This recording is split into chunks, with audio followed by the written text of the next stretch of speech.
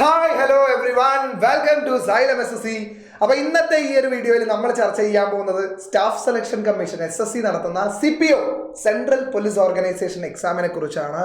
അതിന്റെ എക്സാം പാറ്റേണിനെ കുറിച്ചാണ് ഇന്നത്തെ ഈ ഒരു വീഡിയോയിലൂടെ നമ്മൾ സംസാരിക്കാൻ പോകുന്നത്, ചർച്ച ചെയ്യാൻ പോകുന്നത്. അപ്പോൾ നിങ്ങളൊരു ബിരുദധാരിയാണോ, 20-നും 25-നും ഇടയ്ക്കാണോ നിങ്ങളുടെ പ്രായം എങ്കിൽ നിങ്ങൾക്ക് ഈ എക്സാം എഴുതാം എന്നുള്ളതാണ് ഏറ്റവും വലിയ പ്രത്യേകത. ആനുവലി നടക്കുന്ന ഈ ഒരു എക്സാം 2 ടിയറുകളായിട്ടാണ് നടക്കുന്നത്. അപ്പോൾ കുറച്ച് നിങ്ങൾക്ക് മാത്സിലും GKയിലും ഇംഗ്ലീഷിലും കുറച്ച് റീസണിങ്ങിലൊക്കെ കുറച്ച് സ്കില്ലും അതിനോടൊപ്പം തന്നെ ഫിസിക്കലി നിങ്ങൾ ഫിറ്റ് ആണെങ്കിൽ നിങ്ങൾക്കുള്ളതാണ് ഈ ജോലി എന്ന് ആദ്യമേ പറഞ്ഞുകൊള്ളട്ടെ. അപ്പോൾ ഞാൻ പറഞ്ഞ പോലെ തന്നെ പ്രായം നോക്കണം, 20-നും 25-നും ഇടയ്ക്ക്. പിന്നെ you must have A degree, അതായത് ഡിഗ്രി ക്വാളിഫിക്കേഷൻ ഉണ്ടായിരിക്കണം എന്നുള്ളതാണ് ഇതിൻ്റെ ബേസിക് ആയിട്ടുള്ള റിക്വയർമെൻറ്റ്സ്. അപ്പോൾ എക്സാം പാറ്റേണിനെ കുറിച്ച് പറയുന്ന സമയത്ത് അതിൻ്റെ മുൻപേ SI പോസ്റ്റിലേക്ക്, ഡയറക്ട്ലി SI പോസ്റ്റിലേക്കാണ് SSC നിങ്ങളെ വിളിച്ചിരിക്കുന്നത്. ഡിഗ്രി ക്വാളിഫിക്കേഷൻ ഉള്ളവരെ ഡയറക്ട്ലി SI ആവാൻ വേണ്ടിയിട്ടാണ് ഈ എക്സാമിലൂടെ ക്ഷണിച്ചിരിക്കുന്നത് അല്ലെങ്കിൽ വിളിച്ചിരിക്കുന്നത്. ഗംഭീരമല്ലേടാ? കോൺസ്റ്റബിൾ പോസ്റ്റിലേക്കല്ല, ഡൽഹി പോലീസ് അല്ലെങ്കിൽ BSF, CRPF അല്ലെ, CISF പോലെയുള്ള നമ്മുടെ ഇന്ത്യയുടെ പാരാമിലിറ്ററി ഫോഴ്സുകൾ, അതിൽ SI പോസ്റ്റിലേക്കാണ് ഡയറക്റ്റ്ലി വിളിക്കുന്നത്. ഡയറക്റ്റ്ലി നിങ്ങൾക്ക് എത്താൻ പറ്റുന്നത് ഡിഗ്രി ഉണ്ടെങ്കിൽ ആലോചിച്ച് നോക്കി, അതൊരു സുവർണാവസരം തന്നെയല്ലേ അല്ലേ? അപ്പോൾ ഏതൊക്കെയാണ്? ഡൽഹി പോലീസിൽ സബ് ഇൻസ്പെക്ടർ പോസ്റ്റ് ഉണ്ട്, ബോർഡർ സെക്യൂരിറ്റി ഫോഴ്സ് BSFലുണ്ട്, അതുപോലെ തന്നെ CISFലുണ്ട്, സെൻട്രൽ റിസർവ് പോലീസ് ഫോഴ്സ് CRPFലുണ്ട്, അതുപോലെ തന്നെ ഇൻഡോ ടിബറ്റൻ ബോർഡർ പോലീസ് ഫോഴ്സിലുണ്ട് ITBPF എന്ന് പറയും അല്ലേ. സശസ്ത്ര സീമ ബല്ലിലും ഉണ്ട് നമ്മുടെ സബ് ഇൻസ്പെക്ടർ പോസ്റ്റ്. അവസാനമായിട്ട് നമ്മുടെ അസിസ്റ്റന്റ് സബ് ഇൻസ്പെക്ടർ പോസ്റ്റാണ് സെൻട്രൽ ഇൻഡസ്ട്രിയൽ സെക്യൂരിറ്റി ഫോഴ്സ് CISFൽ അസിസ്റ്റന്റ് സബ് ഇൻസ്പെക്ടർ പോസ്റ്റിലേക്കുമാണ് ഈ എക്സാം ത്രൂ നിങ്ങൾക്ക് എത്താൻ പറ്റുന്നത് മക്കളെ. അപ്പോൾ നോക്കിയേ, Tier 1 എക്സാം ഉണ്ട്. അതിന് എങ്ങനെയാണ്? അതും ഓൺലൈൻ ടെസ്റ്റ് ആണ്. പിന്നെ അത് കഴിഞ്ഞ പാട് ഒരു ഫിസിക്കൽ എൻഡ്യൂറൻസ് ടെസ്റ്റ് അല്ലെങ്കിൽ ഫിസിക്കൽ സ്റ്റാൻഡേർഡ് ടെസ്റ്റ്, ഈ 2 ടെസ്റ്റുകളുണ്ട്. ബോത്ത് ഫിസിക്കൽ എൻഡ്യൂറൻസ് ടെസ്റ്റും ഉണ്ട്, അതുപോലെ തന്നെ ഫിസിക്കൽ സ്റ്റാൻഡേർഡ് ടെസ്റ്റും നിങ്ങൾ പാസ്സാവണം. അത് കഴിഞ്ഞിട്ടാണ് Tier 2 എക്സാം വരുന്നത്. Okay, objective multiple choice questions തന്നെയാണ് വരുന്നത്. അതിൻ്റെ കാര്യങ്ങളിലേക്ക് നമുക്ക് പോവാം. അപ്പോൾ നമുക്കറിയാം SSC നടത്തുന്നതാണ്, പോസ്റ്റ് SI ആണ്. ഓക്കെ, Tier 1 ഉണ്ട്, ഞാൻ പറഞ്ഞ പോലെ തന്നെ അതിനൊരു physical endurance and standard test ഉണ്ട്. പിന്നെ Tier 2 ഉണ്ട്, മെഡിക്കൽ ടെസ്റ്റും ഉണ്ട്. സ്വാഭാവികമായിട്ടും സിലബസിൽ കവർ ചെയ്യുന്ന ടോപ്പിക് എന്ന് പറഞ്ഞാൽ ജനറൽ ഇൻ്റലിജൻസ് ആൻഡ് റീസണിങ് ഒന്ന്, ജനറൽ നോളജ് അടുത്തത്, ക്വാണ്ടിറ്റേറ്റീവ് ആപ്റ്റിറ്റ്യൂഡ് അഥവാ മാത്സ് മൂന്നാമത്തെ ടോപ്പിക്, പിന്നെ നമ്മുടെ സ്വന്തം ഇംഗ്ലീഷും ഉണ്ട് അതിൻ്റെ അകത്ത് എന്നുള്ളതാണ് പ്രത്യേകത. അപ്പോൾ SSC സൈറ്റ് ത്രൂ ആണ് നിങ്ങൾ ആപ്ലിക്കേഷൻസ് സബ്മിറ്റ് ചെയ്യേണ്ടതും. ഓക്കെ, ഐ ഹോപ്പ് ഇത് വിസിബിൾ ആണെന്ന് വിചാരിക്കുന്നു ഞാൻ, കാരണം മാസ്ക് ചെയ്ത് പോകുന്നില്ല എന്ന് വിചാരിക്കുന്നു. ഓക്കെ, അപ്പോൾ എക്സാമിന്റെ പാറ്റേൺ വരുന്ന സമയത്ത് Tier 1 എക്സാമിൽ എന്തൊക്കെയുണ്ട് അവിടെ? Reasoning, GK, QA and English, ഈ 4 ടോപ്പിക്കിൽ നിന്നായിട്ട് എത്ര ചോദ്യങ്ങളുണ്ട്? ടോട്ടൽ 200 ചോദ്യങ്ങൾ, അതായത് 50 ചോദ്യങ്ങളാണ്. ഓരോ ടോപ്പിക്കിൽ നിന്നും ഓരോ ചോദ്യം, ഈച്ച് ക്വസ്റ്റ്യൻ ക്യാരീസ് 1 മാർക്ക്. അപ്പോൾ ഓരോ ചോദ്യവും ശരിയാക്കുന്നതിന് നിങ്ങൾക്ക് 1 മാർക്ക് ലഭിക്കുന്നു. നെഗറ്റീവായിട്ടുള്ള ഉത്തരത്തിന് 0.25 അല്ലേ, 1/4 മാർക്ക് നഷ്ടപ്പെടുന്നു എന്നുള്ളതും കൂടെ നിങ്ങൾ മനസ്സിലാക്കണം. അപ്പോൾ ടോട്ടൽ ഡ്യൂറേഷൻ വരുന്നത് 2 മണിക്കൂറാണ് കേട്ടോ. എക്സാം 2 മണിക്കൂറുണ്ട് എഴുതാനായിട്ട്, നല്ല ആവശ്യത്തിന് അധികം സമയമുണ്ട് നിങ്ങൾക്ക്. ഓക്കെ, അപ്പോൾ Tier 1 എക്സാമിൽ ഇത്രയും ടോപ്പിക്സ് ആണ്. 200 ചോദ്യമാണ്, 200 മാർക്കാണ്. തെറ്റുത്തരത്തിന് എത്രയാണ്? 0.25 ആണ് നഷ്ടപ്പെടുന്നതെന്ന് മനസ്സിലാക്കുക. ആൻഡ് നമ്മൾ ഈ Tier 1 എക്സാം ക്ലിയർ ചെയ്യുന്നതിലൂടെ, അത് ക്ലിയർ ചെയ്താൽ അതിൻ്റെ കട്ട് ഓഫ് നമ്മൾ മീറ്റ് ചെയ്യുകയാണ്. കട്ട് ഓഫിന് മുകളിൽ നിങ്ങൾക്ക് മാർക്കുണ്ടെങ്കിൽ നിങ്ങൾ പിന്നെ ഫിസിക്കൽ സ്റ്റാൻഡേർഡ് ടെസ്റ്റ്, ആദ്യം ഫിസിക്കൽ സ്റ്റാൻഡേർഡ് ടെസ്റ്റ്, പിന്നെ അതിനോടൊപ്പം തന്നെ ഫിസിക്കൽ എൻഡ്യൂറൻസ് ടെസ്റ്റും നിങ്ങൾ ചെയ്യേണ്ടി വരും. അപ്പോൾ ഫിസിക്കൽ സ്റ്റാൻഡേർഡ് ടെസ്റ്റിൽ നിങ്ങൾ എന്തൊക്കെയാണ്? ബോത്ത് ആണുങ്ങളുടെയും സ്ത്രീകളുടെയും അല്ലേ ഹൈറ്റ് നോക്കുന്നതാണ് അവിടെ. ആണുങ്ങൾക്ക് വേണ്ടത് എത്രയാ? 170 സെൻറ്റിമീറ്റർ ആണ് ഹൈറ്റ് വേണ്ടത്. ഇനി ഹില്ലി റീജിയൻസ്, ജമ്മു കാശ്മീരിൻ്റെ അല്ലെങ്കിൽ നോർത്ത് ഈസ്റ്റിൻ്റെ അല്ലെങ്കിൽ സിക്കിമിലെ ഹില്ലി റീജിയൻസിലുള്ളവർക്കാണെങ്കിൽ അല്ലേ 165 സെൻറ്റിമീറ്റർ ആണ് വേണ്ടത് എന്ന് മനസ്സിലാക്കാം. ഷെഡ്യൂൾ ട്രൈബ് കാറ്റഗറി ആണെങ്കിൽ 162 സെൻറ്റിമീറ്റർ, 162.5 സെൻറ്റിമീറ്റർ ആണ്. സ്ത്രീകൾക്കാണെങ്കിലോ 157 സെൻറ്റിമീറ്റർ ഉയരമേ ആവശ്യമുള്ളൂ എന്നുള്ള കാര്യം മനസ്സിലാക്കുക. ഇനി ആണുങ്ങളുടെ ചെസ്റ്റിൻ്റെ അളവും എടുക്കുന്നതാണ് അവിടെ. അൺഎക്സ്പാൻഡും എക്സ്പാൻഡും ശ്രദ്ധിക്കണം. 80, 85 ആണ്. എക്സ്പാൻഡ് 85, നെഞ്ച് വിരിച്ച് നിൽക്കുമ്പോൾ 85 സെൻറ്റിമീറ്ററും നെഞ്ച് വിരിക്കാതെ നോർമലായിട്ട് നിൽക്കുമ്പോൾ 80 സെന്റിമീറ്റർ അവിടെ നിങ്ങൾക്ക് എന്തുണ്ടാവണം, ലെങ്ത് ഉണ്ടാവണം എന്നുള്ളത് തന്നെയാണ് മനസ്സിലാക്കേണ്ട കാര്യം. ഓക്കെ, സ്ത്രീകൾ ബിലോങ്ങിങ് ടു ഹില്ലി ഏരിയാസ് ആണെങ്കിലോ 155 സെന്റിമീറ്റർ ഹൈറ്റ് മതി.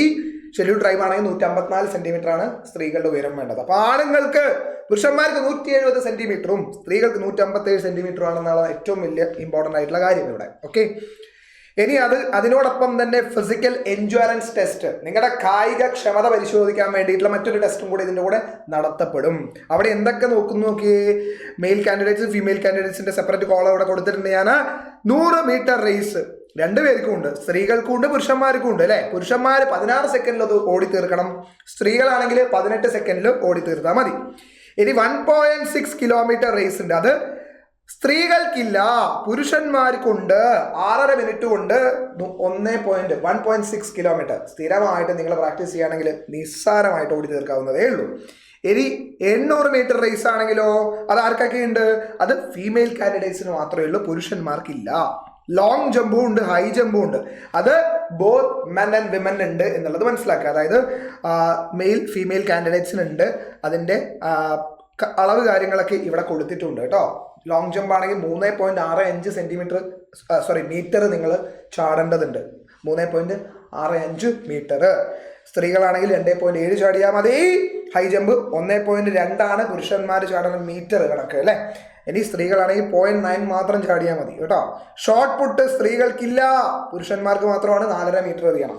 ഇത്രയും കാര്യങ്ങളാണെന്ത് ഫിസിക്കൽ എൻഡ്യൂറൻസ് ടെസ്റ്റിൽ കൃത്യമായി പരിശോധിക്കുന്നത്. ഇതിൽ ക്വാളിഫൈഡ് ആയാൽ മാത്രമേ നിങ്ങൾ എന്ത് ചെയ്യുള്ളൂ, Tier 2 മെയിൻസ് എക്സാം എഴുതാൻ വേണ്ടി നിങ്ങൾ യോഗ്യരാകുള്ളൂ എന്നുള്ളത് മനസ്സിലാക്കുക.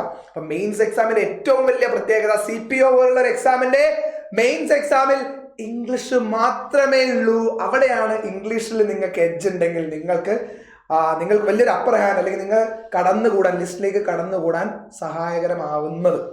ആ ഒരു ഫാക്റ്റ് ഉള്ളത് അവിടെയാണ്. ഇംഗ്ലീഷിൽ നിങ്ങൾക്ക് മാർക്കുണ്ടോ, ഇംഗ്ലീഷിൽ നിങ്ങൾ പ്രൊഫഷണൽ ആണോ, സെറ്റാണ്, ഈ ജോലി ഒരു half your job is done എന്ന് നമുക്ക് അവിടെ മനസ്സിലാക്കാം. അപ്പൊ ഇംഗ്ലീഷിലെ സ്കില്ല് തന്നെയാണ് രണ്ടാമത്തെ. Tier 2 ഇംഗ്ലീഷ് മാത്രമേ വേണ്ടൂ. 200 ചോദ്യങ്ങൾ, 200 മാർക്ക്, 2 മണിക്കൂർ കിടക്കുന്നു. 2 മണിക്കൂർ. അവിടെയും നെഗറ്റീവ് മാർക്കിംഗ് ഉണ്ട്. 0.25 ആണ് തെറ്റുത്തരത്തിന് പോവുക, ശരിയായ ഉത്തരത്തിന് 1 മാർക്ക്, ഒരു ചോദ്യത്തിന് 1 മാർക്ക്, തെറ്റിച്ചാൽ 0.25 കുറയ്ക്കപ്പെടും. അപ്പോൾ ഗംഭീരമല്ലേ ആ എക്സാം എന്ന് തന്നെ. ഇംഗ്ലീഷിന്റെ സ്കില്ല് മാത്രം ടെസ്റ്റ് ചെയ്യുന്നതാണ് നിങ്ങളുടെ ഇംഗ്ലീഷിൽ അടിപൊളിയാണോ എന്നുള്ളത്. അല്ലെങ്കിൽ നിങ്ങൾ പുറത്ത് വർക്ക് ചെയ്യുന്ന സമയത്ത് ഒന്നുകിൽ ഹിന്ദി അല്ലെങ്കിൽ ഇംഗ്ലീഷ് വെച്ചിട്ട് തന്നെയാണ് കമ്മ്യൂണിക്കേഷൻ മൊത്തം നടക്കുക അല്ലെ. നമ്മൾ ഇത്രയും നേരം പറഞ്ഞ ഫോഴ്സിലൊക്കെയാണ് നിങ്ങൾ SI ആയിട്ട് കയറുന്നതെങ്കിൽ അവിടെ ഇംഗ്ലീഷ് അല്ലെങ്കിൽ ഹിന്ദി തന്നെയാണ് നമുക്ക് വേണ്ടത് കേട്ടോ. ഇനി പറയാനുള്ള കാര്യങ്ങൾ ഇത്രയും കഴിഞ്ഞ ശേഷമാണെന്ത് മെഡിക്കൽ എക്സാമിനേഷൻ ഉണ്ടാവും. അതായത് മെഡിക്കലി നിങ്ങൾ ഫിറ്റ് ആണോ അൺഫിറ്റ് ആണോ എന്നൊക്കെ തീരുമാനിക്കാൻ വേണ്ടിയിട്ട് ഒരു മെഡിക്കൽ എക്സാമിനേഷൻ ഉണ്ടാവും. അതിൽ ഫെയിൽ ആവുകയാണ് റിവ്യൂ ഉണ്ടാവും. അതിന് രണ്ടാമതൊന്ന് പുനഃപരിശോധനയ്ക്കൊക്കെ വേണ്ടിയിട്ട് നിങ്ങളത് സഹായിക്കും. പിന്നെ ഐസൈറ്റ് കാര്യങ്ങൾ ചെക്ക് ചെയ്യുന്നതാണ്. ഡോമിനൻ്റ് ഐ ഏത്, ഫിസിക്കൽ കണ്ടീഷൻ എങ്ങനെയാണ് അല്ലേ, നോ നോക്ക് നീസ് ആണോ, ഫ്ലാറ്റ് ഫീറ്റ് ആണോ എന്നൊക്കെ ഉള്ളത് ചെക്ക് ചെയ്യും എന്നുള്ളത് മനസ്സിലാക്കുക. വെരിക്കോസ് വെയിൻ്റെ പ്രശ്നം ഉണ്ടോ, സ്ക്വിൻഡ് ഐസ് ഉണ്ടോ എന്നൊക്കെ ഉള്ളത് ചെക്ക് ചെയ്യും. ഫിസിക്കലി സ്റ്റാൻഡേർഡ്സ് എല്ലാം മീറ്റ് ചെയ്യേണ്ടതുണ്ട് നിങ്ങൾ കേട്ടോ. പിന്നെ ജനറലി ഹെൽത്തി ആണോ നിങ്ങൾ അല്ലേ.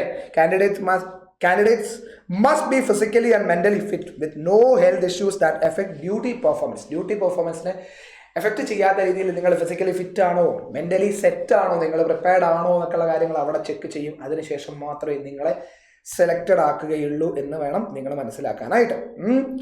ഇനി ഇത് ട്രെയിനിങ് പീരീഡിൽ നിങ്ങൾ ചെയ്തു തീർക്കേണ്ട കാര്യം മാത്രമാണ് കേട്ടോ. നിങ്ങൾ സെലക്റ്റഡ് ആയിട്ട് നിങ്ങളുടെ ട്രെയിനിങ് പീരീഡിൽ നിങ്ങൾക്കൊരു ഫിസിക്കൽ ടെസ്റ്റ് കൂടി ഉണ്ടാവും. ഓക്കെ, എങ്കിൽ മാത്രമാണ് നിങ്ങൾ എന്ത് ചെയ്യുക, ജോലിക്കായിട്ട് അല്ലേ, അല്ലെങ്കിൽ ജോലിക്ക് വേണ്ടിയിട്ട് നിയോഗിക്കുക കേട്ടോ. ഈ ഒരു ടെസ്റ്റും കൂടെ കഴിഞ്ഞ ശേഷമാണ് ജോലിക്ക് വേണ്ടി നിയോഗിക്കുക എന്നുള്ളത് മനസ്സിലാക്കുക. ട്രെയിനിങ് പീരീഡിൽ നിങ്ങൾ ജമ്പിങ് ഓവർ ദ വെർട്ടിക്കൽ ബോർഡും holding the rope on jumping from the ബോർഡും ഒക്കെ നിങ്ങൾ ചെയ്യേണ്ടതാണ്. ടാസ് ആൻഡ് സ്വിംഗ് ഉണ്ട്, jumping on the horizontal board ഉണ്ട് അല്ലെ, parallel rope, monkey crawl, vertical rope എന്നൊക്കെ പറയുന്ന കാര്യങ്ങൾ അപ്പോൾ മാത്രം ചെയ്യേണ്ടതാണ്. അതായത് ജോലി കയറി ട്രെയിനിങ്ങിൽ അതിൻ്റെ ഇടയിൽ നിങ്ങൾ പാസ്സാവേണ്ട ടെസ്റ്റും കൂടെ ഞാനിവിടെ ജസ്റ്റ് ഒന്ന് കൊടുത്തിട്ടുണ്ട്. അപ്പോൾ ഇതാണ് നമ്മുടെ എക്സാം പാറ്റേൺ എന്ന് പറയുന്നത്. അപ്പോൾ Tier 1 നമ്മുടെ എല്ലാ ടോപ്പിക്സും കുറച്ച് അറിയേണ്ടതുണ്ട്. പക്ഷെ കട്ട് ഓഫ് താരതമ്യേന എപ്പോഴും CGL CHSL പോലെയുള്ള എക്സാംസ് കമ്പയർ ചെയ്ത് നോക്കുമ്പോൾ യൂണിഫോം പോസ്റ്റുകൾക്ക് എപ്പോഴും കട്ട് ഓഫ് കുറച്ചൊന്ന് കുറവായിരിക്കും. കാരണം ഫിസിക്കൽ ടെസ്റ്റുകൾ ഉള്ളത് കൊണ്ട് തന്നെ എല്ലാവരും ഫിസിക്കൽ സ്റ്റാൻഡേർഡ്സ് അല്ലെങ്കിൽ ഫിസിക്കൽ എൻഡ്യൂറൻസ് ടെസ്റ്റുകൾ അതിലെപ്പോഴും പാസ്സാവണമെന്നോ അതെപ്പോഴും മീറ്റ് ആവണമെന്നൊന്നുമില്ല. അതുകൊണ്ട് തന്നെ കട്ട് ഓഫ് ചെറുതായിട്ടൊന്ന് കുറയും. പക്ഷേ ആനുവലി നിങ്ങൾക്കറിയാം ഒരു ട്രെൻഡ് അനുസരിച്ചിട്ട് കട്ട് ഓഫ് കൂടി വരികയാണ്. Competition is very high. ഞാൻ പറയാതെ തന്നെ നിങ്ങൾക്ക് അറിയാം. അപ്പോൾ എന്ത് ചെയ്യണം? We have to be prepared മക്കളെ. So it's high time. അതാണ് എനിക്ക് പറയാനുള്ളത്. നമ്മൾ പ്രിപ്പയർ ചെയ്ത് തുടങ്ങേണ്ടിയിരിക്കുന്നു. കാരണം മെയ് 16 എന്നുള്ള ഡേറ്റിലാണ് നോട്ടിഫിക്കേഷൻ നമ്മൾ എക്സ്പെക്ട് ചെയ്യുന്നത്. ഇതിന് മെയ് 16 നോട്ടിഫിക്കേഷൻ എക്സ്പെക്ട് ചെയ്യുന്നത് CPO-യുടേത്. ഓക്കെ, SI ആകാനുള്ള ഗ്ലാമറസ് ആയിട്ടുള്ള ഒരു ജോബിലേക്ക് എത്താനുള്ള ഒരു ഗോൾഡൻ ഓപ്പർച്യൂണിറ്റിയാണ്. ഇത് മിസ്സാക്കരുത് എന്ന് തന്നെയാണ് എനിക്ക് പറയാനുള്ളത്. അപ്പോൾ സൈലത്തിനൊപ്പം ചേർന്ന് പഠിക്കാൻ വേണ്ടി SSC CPO-യുടെ ഒരു സെപ്പറേറ്റ് ബാച്ച് നമ്മൾ തുടങ്ങിയിട്ടുണ്ട്. ഓൾറെഡി ജസ്റ്റ് സ്റ്റാർട്ട് ചെയ്തിട്ടേ ഉള്ളൂ. ഒരു ഇൻട്രോ ക്ലാസ് മാത്രമേ കഴിഞ്ഞിട്ടുള്ളൂ. അപ്പോൾ ഇനിയും നിങ്ങൾക്ക് വേണമെങ്കിൽ ജോയിൻ ചെയ്യാം, സീറ്റുകൾ ഉറപ്പിക്കാം. അപ്പോൾ ഇനിയുള്ള ദിവസങ്ങൾ അല്ലെങ്കിൽ നാളെ എന്ന് പറയുന്നത് നിങ്ങൾക്കുള്ളതാവട്ടെ. ഗംഭീരമായിട്ടുള്ള ഒരു യൂണിഫോം പോസ്റ്റിൽ ഞങ്ങൾക്ക് നിങ്ങളെ കാണാൻ പറ്റട്ടെ എന്ന് ആഗ്രഹിക്കുന്നു, എന്ന് പ്രാർത്ഥിക്കുന്നു. അപ്പോൾ @299 എന്ന് പറയുന്ന വളരെ റീസണബിൾ ആയിട്ടുള്ളൊരു ഫീൽ അല്ലെങ്കിൽ ആ ഒരു എമൗണ്ടിലാണ് നമ്മുടെ കോഴ്സ് നമ്മൾ ലോഞ്ച് ചെയ്തിട്ടുള്ളത്, ബാച്ച് ലോഞ്ച് ചെയ്തിട്ടുള്ളത്. അപ്പോൾ സംശയിക്കേണ്ട, മടിച്ചു നിൽക്കേണ്ട. ഈ അവസരം തന്നെയാണ്, ഇനിയൊരു അവസരമില്ല. Do not postpone good things for tomorrow. Come join us, learn with us. Be a sub inspector. നമ്മുടെ ഡൽഹി പോലീസ് അല്ലെങ്കിൽ നമ്മുടെ പാരാമിലിറ്ററി ഫോഴ്സുകളിൽ കേട്ടോ.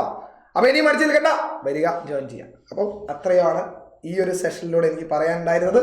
അപ്പോൾ ഓൾ ദ ബെസ്റ്റ്. എല്ലാവരും ഗംഭീരമായിട്ട് പഠിക്കുക. Keep learning, happy learning. By.